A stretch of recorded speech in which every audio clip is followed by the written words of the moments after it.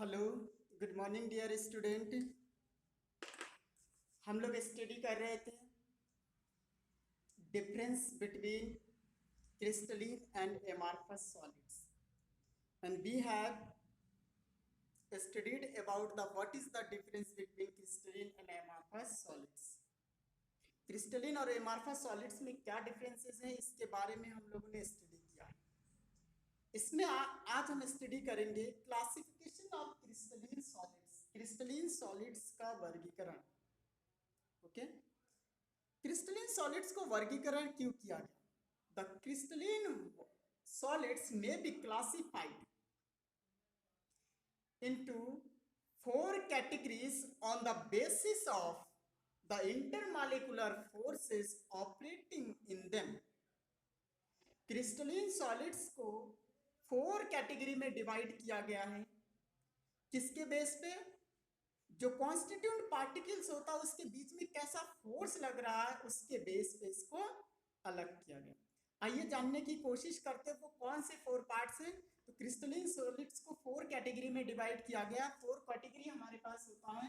पहला पॉइंट होता है मॉलिक्यूलर सॉलिड्स, मॉलिक्यूलर सॉलिड्स। दूसरा हमारे पास होता है आयनिक सॉलिड। मॉलिक्यूलर क्रिस्टलीन सॉलिड भी आप बोल सकते हैं, आयनिक क्रिस्टलीन सॉलिड भी बोल सकते हैं। तीसरा आपके पास कोवेलेंट सॉलिड, या इसे आपने कोवेलेंट या नेटवर्क सॉलिड भी बोल सकते हैं। कोवेलेंट और इसी को बोला जाता है network solids. Okay, and fourth is metallic solids, metallic solid. Okay, ये हमारे पास 4 हैं, मॉलिक्यूलर सॉलिड्स, आयनिक सॉलिड्स, कोवेलेंट सॉलिड या नेटवर्क सॉलिड या मेटालिक सॉलिड्स। अब बात आती है कि इसमें किसमें कौन सा फोर्स लगता है, ये हम कैसे जानेंगे। इसको जानने के लिए हम क्या करेंगे? इसको जानने के लिए हम ये जानना चाहेंगे सबसे पहले कि अगर मॉलिक्यूलर सॉलिड्स नाम ले दिए, अगर क्रिस्टलीन है तो सबसे पहले आपको ये समझना चाहिए कि वेल अरेंजमेंट ऑफ पार्टिकल्स होगा डेफिनेटली। एंड मॉलिक्यूलर सॉलिड्स की क्या खास बात होती है, इसमें कौन सा फोर्स लगता है, अगर इतना पता चल जाए तो इसकी बॉइलिंग पॉइंट, मेल्टिंग पॉइंट ये भी जाना जाएगा। वोलेटाइल नेचर है या कंडक्टर नेचर का है, कैसा है ये, इलेक्ट्रिसिटी को कंडक्ट करेगा या नहीं करेगा, सॉफ्ट होगा या हार्ड होगा, इस बात को भी हम समझ सकते हैं। तो सबसे पहले अगर मॉलिक्यूलर सॉलिड्स की डेफिनेशंस देते हैं, सबसे पहले हम मॉलिक्यूलर सॉलिड्स की अगर डेफिनेशंस देते हैं, द मॉलिक्यूलर सॉलिड्स या हम कह सकते हैं in this crystalline solids the constituent particles are molecules। constituent particles इसमें क्या होता है? molecules होता है। that is the repeating unit, आप कह सकते हैं इसमें जो रिपीट होने वाला यूनिट है, जो रिपीट होकर के पूरे क्रिस्टल को बना रहा है, पूरे जालक को बना रहा है, जाल को बना रहा है, वो हमारे पास क्या होनी चाहिए? मॉलिक्यूल्स होनी चाहिए। जब इतनी सी बात समझ में आ जाता है तब हम दूसरा इसका डेफिनेशंस देते कि ये मॉलिक्यूल्स कैसे एक दूसरे के साथ में बाइंड अप होता है। तो कैसे बाइंड अप होता है? The molecules are held together by dispersion forces और लंदन फोर्सेस, डाइपोल इंटरेक्शंस और हाइड्रोजन बॉन्ड्स। मॉलिक्यूल एक दूसरे के साथ में कैसे बॉन्डेड होते हैं इस टाइप के अगर मॉलिक्यूलर सॉलिड्स में? तो मॉलिक्यूलर सॉलिड्स में जो कॉन्स्टिट्यूएंट पार्टिकल्स है वो मॉलिक्यूल्स है, ये आपने वर्ड यूज किया। अब वो कैसे एक दूसरे के साथ में बॉन्डेड होते हैं? तो या तो डिस्पर्शन फोर्स से होगा, डिस्पर्शन फोर्स को ही हम लंदन फोर्स के नाम से जानते हैं, जो वेरी वीक होता है, बहुत ही वीक फोर्स होता है। देन डाइपोल इंटरेक्शन हो सकता है मॉलिक्यूल्स के बीच में, या तो हाइड्रोजन बॉन्डिंग के तहत जुड़े हुए से हो सकते हैं। ये 3 कंडीशंस इसमें हो सकते हैं। इसके बेस पे जो हमने डिफरेंट टाइप्स के फोर्सेस की बात किया, चाहे वो डिस्पर्शन फोर्स हो, चाहे वो आपका डाइपोल इंटरेक्शन हो या हाइड्रोजन बॉन्डिंग हो, इसके बेस पे मॉलिक्यूलर सॉलिड्स को फिर से क्लासिफाइड किया गया 3 कंडीशंस में, 3 कैटेगरी में उसको फिर से क्लासिफाइड किया गया। वो 3 कैटेगरीज का कौन कौन सा होगा? तो एक हो जाएगा आपके पास पोलर, दूसरा नॉन पोलर और तीसरा हाइड्रोजन बॉन्ड। पोलर आपने वर्ड यूज किया, नॉन पोलर वर्ड यूज किया और हाइड्रोजन बॉन्ड यूज किया। अगर हम देखते हैं तो इस तरीके से हम जानते हैं कि मॉलिक्यूलर सॉलिड्स में जो कॉन्स्टिट्यूएंट पार्टिकल्स, हम शॉर्ट नोट यहाँ पे देंगे, कॉन्स्टिट्यूएंट पार्टिकल्स की बात अगर करते हैं तो कॉन्स्टिट्यूएंट पार्टिकल्स इसमें क्या होगा, molecules. Molecules molecules are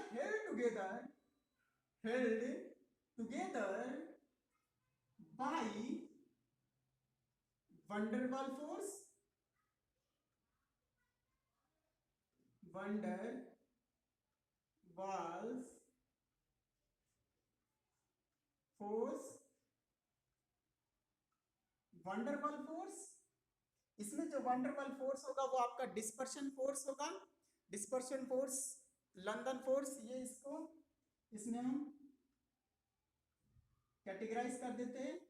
dispersion force ORR, इसी को बोला जाता है लंदन फोर्स।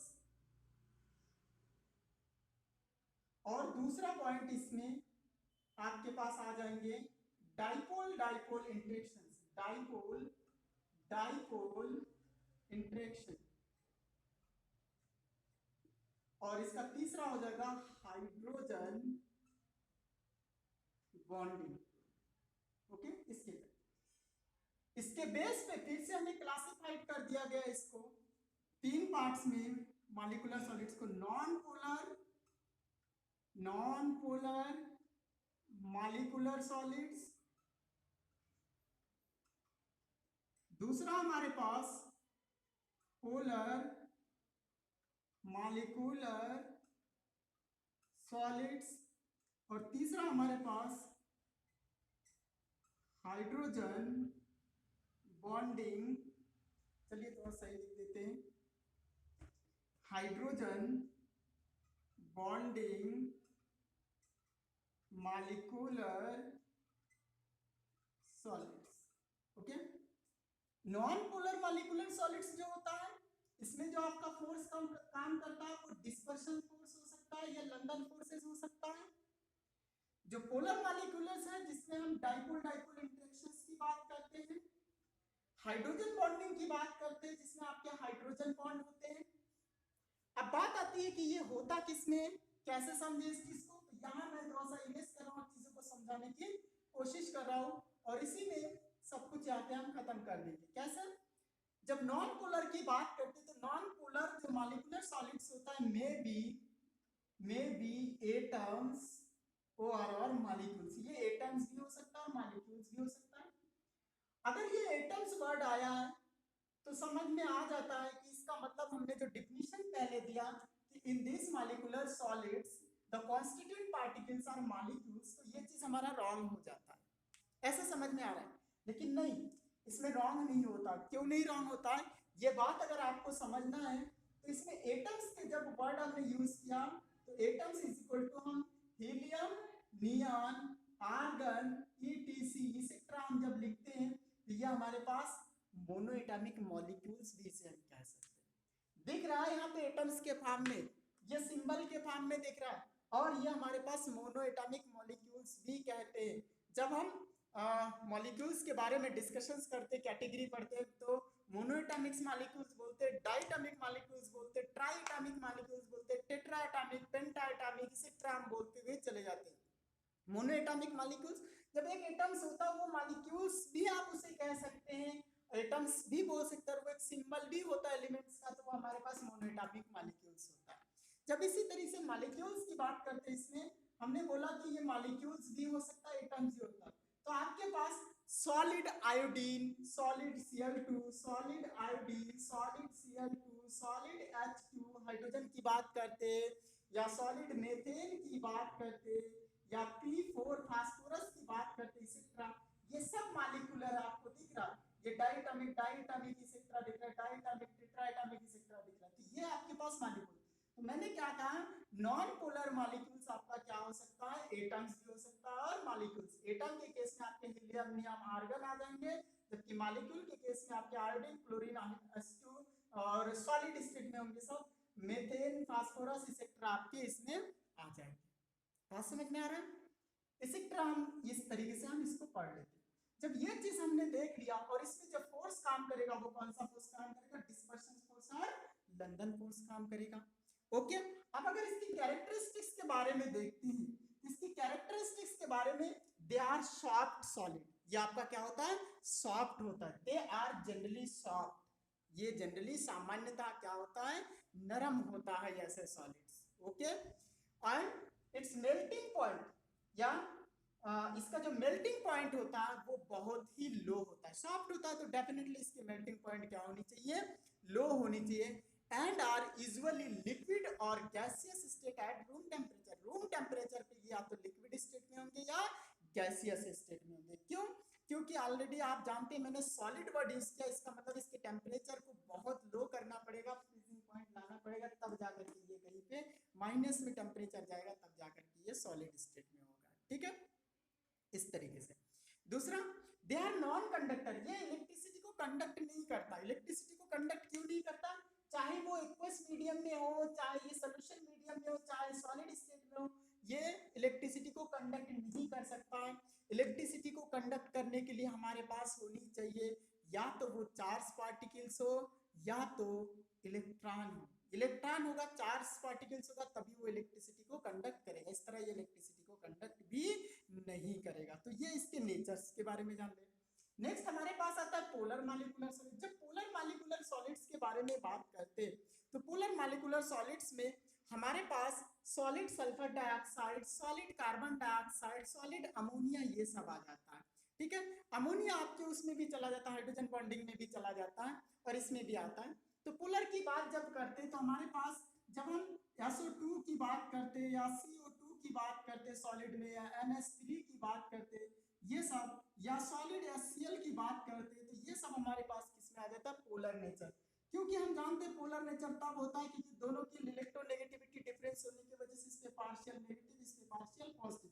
दूसरा मॉलिक्यूल जब इसके साथ में अट्रैक्ट होगा तो इसका नेगेटिव एंड दूसरे के पॉजिटिव एंड की तरफ एक दूसरे को अट्रैक्ट करेगा। तो ये पोल का फॉर्मेशन कर रहा है इसके वजह से, क्योंकि इलेक्ट्रॉन का जो इक्वल शेयरिंग नहीं है, शेयरिंग तो इक्वल किया लेकिन जो प्लेसमेंट है वो इलेक्ट्रॉन डाइवर्ट है क्लोरीन की तरफ ज्यादा, इसलिए इसके ऊपर नेगेटिव चार्ज आ गया।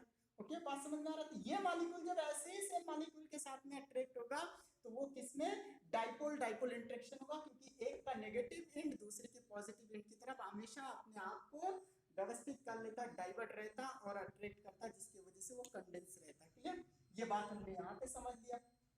इससे इसकी जो मेल्टिंग पॉइंट और बॉइलिंग पॉइंट होती है कंपैरिजन टू इसके, जो आपके नॉन पोलर होते हैं इससे कुछ हाई होता है, ये भी आपके सॉफ्ट होंगे। ओके, और ये वोलेटाइल नेचर का होगा। ओके, ये भी आपके वोलेटाइल नेचर का होगा, ये भी वोलेटाइल, लेकिन इसकी कंपैरिजन में ये कम वोलेटाइल होगा, इसकी कंपैरिजन में ना पोलर वाला कम वोलेटाइल होगा। ठीक है, नेक्स्ट चीज आता है हमारे पास hydrogen bonding molecular solids. Hydrogen bonding molecular solids का अगर एग्जांपल देते तो बहुत ही अच्छा एग्जांपल है आइस हमारे पास है। और आइस में मॉलिक्यूल्स हमें पता है कि जो आपके पास हाइड्रोजन, ऑक्सीजन, हाइड्रोजन, ये आपके partial negative charge, partial positive, partial positive, ये मॉलिक्यूल जब दूसरे मॉलिक्यूल के साथ में जुड़ता है तो इसके बीच में एक फोर्स काम करता है, एक बॉन्ड की तरह जुड़ता है जो डैश से हम इंडिकेट करते हैं, और ये हमारा हाइड्रोजन बॉन्ड होता है।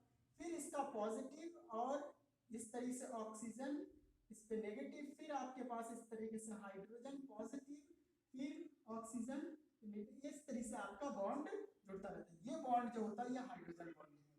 तो ये जो आपके पास होते हैं ये इन दोनों के कंपैरिजन में ये कुछ ज्यादा ही रिजिड होता है, सख्त होता है, या कह लीजिए कुछ ज्यादा ही हार्ड होता है। इसकी melting point, boiling point in दोनों के कंपैरिजन में ज्यादा होंगे हमेशा। क्यों, क्योंकि जो ये आपके बॉन्ड बनते हैं, हाइड्रोजन बॉन्ड बनते हैं, ये डाइपोल डाइपोल इंटरेक्शन या डिस्पर्शन फोर्स से इसके जो फोर्स है वो ग्रेटर है, इसी वजह से ये क्या होंगे, आपका हार्ड होंगे, या इसकी मेल्टिंग पॉइंट, बॉइलिंग पॉइंट ज्यादा होगी, और ये कम वोलेटाइल होगा कंपैरिजन टू ये दोनों जो आपने पढ़ रखा है, polar and non polar. Clear, तो इस तरीके से हमने क्रिस्टलिन सॉलिड्स में मॉलिक्यूलर सॉलिड्स को देखा, और नेक्स्ट वीडियो में आयनिक सॉलिड्स और जो बचे हुए 3 आपके टाइप्स है उसको लेकर के आएंगे। Okay, thank you, all the best.